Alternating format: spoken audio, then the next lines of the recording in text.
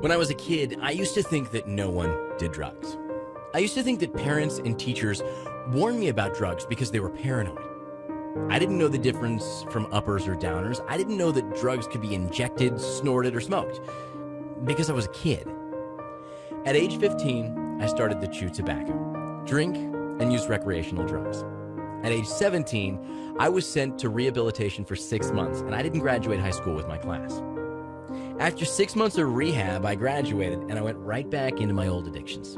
Then I got in trouble with the law. I wasn't a criminal, I told myself. I was just addicted. When I was 20, my close friend died from overdose. When I was 23, another friend of mine killed himself with drugs. I was starting to see a face of addiction that I never saw before. I moved away, hoping my addictions wouldn't chase me. Well, I was wrong. I chewed tobacco so much that I had to have surgery, grafting pieces of my skin to my gum line. In and out of rehabs, having parts of my mouth removed and watching helplessly as some of my closest friends died around me. That didn't stop my addictions. The brain doesn't care if you spend 5 days or 5 years in rehab. It doesn't care if you get poker chips for every day you're sober. It doesn't care if you just graduated rehab, and it might even say, "Good job, now let's go get a drink." I've successfully managed my addictions to the point where I no longer desire them, and I can tell you why. It's because I learned about what they really are and how to manage them. There's a reason why rehabs have high recidivism rates. This problem is becoming more and more recognized on a national level. Many rehab programs require you to spend a few days, a week, or even months. Then you graduate, and they tell you that you're cured. You no longer have to worry about your addictions. You can now move on with your life, they say. If only it was that simple. Learning what they are and how to manage them is when you take control of your addictions instead of them controlling you. I went from an addict to an academic. I hold 2 degrees in business and psychology and studied rehabilitation counseling. I've worked at a counseling center, and I know what addiction is like and what it does to the brain. I'm convinced that the worst thing you could do to yourself and those you love is to keep addiction a mystery, thinking that it's some abstract notion that can be wished or willed away. Scientists call the brain a team of rivals because the brain is a multiple structured system in which the different structures fight each other for dominance. And in order for the brain to operate properly, it must be at balance. To put it in simple terms, there are 2 parts of the brain, the limbic system and the prefrontal cortex.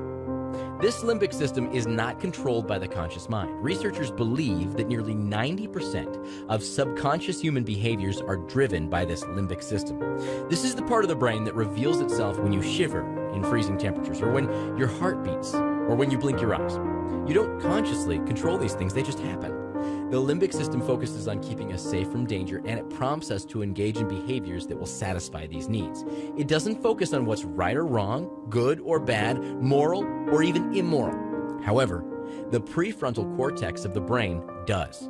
What largely makes humans different from animals is this higher functioning brain. This is the part of the brain that reasons. It's logical, and it understands consequences. Often, people with addictions describe feeling as if there are 2 different people competing against each other. One that desperately wants to quit, and the other that strongly urges them to continue. Now, instead of thinking that a craving is a sign of weakness or a lack of willpower or the inability to keep promises or commitments, it's a pre-rational urge from the limbic system that actually hijacks the rational part of the brain. This is why many non-addicts do not understand why an addict will make commitment after commitment and break promise after promise to themselves and those that they love. Those close to an addict see them as a Dr. Jekyll and Mr. Hyde, where Mr. Hyde is taking over. Addicts often exhibit sudden mood changes. It's a pathological problem in which the brain is imbalanced, where the emotional and impulsive side dominates the rational side. This is why addicts seek the short-term emotional benefits of their drug over the long-term negative consequences. And whatever the drug of choice is, it's largely the same. Scientists use the term common neural currency to describe how addictive behaviors affect the brain because they have more similarities than differences. All addictions are chemically based in the brain. The major difference is the means of administration. Alcohol and drugs enter through the mouth, While pornography enters through the eyes, addictive behaviors create a pleasurable experience by overstimulating dopamine in the limbic reward system within the brain. The limbic system is very powerful and often makes the addict feel as if they want to do something even though it's not rational. An addict's behavior may even go against his or her values and commitments. They want the cravings to stop, but often don't know how to control it. I know what it's like making commitment after commitment.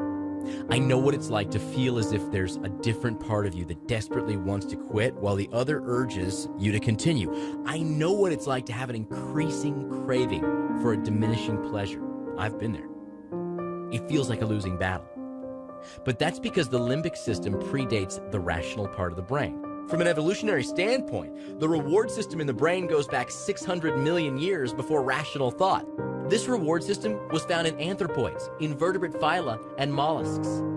Pharmacological agents, pornography, and other addictive behaviors are completely new features within our modern environment. This explains why addicts will sacrifice anything and everything to obtain their drug of choice, because it activates an ancient incentive system for survival. Our brains are not prepared to deal with ready-to-access rewards, and it's getting worse.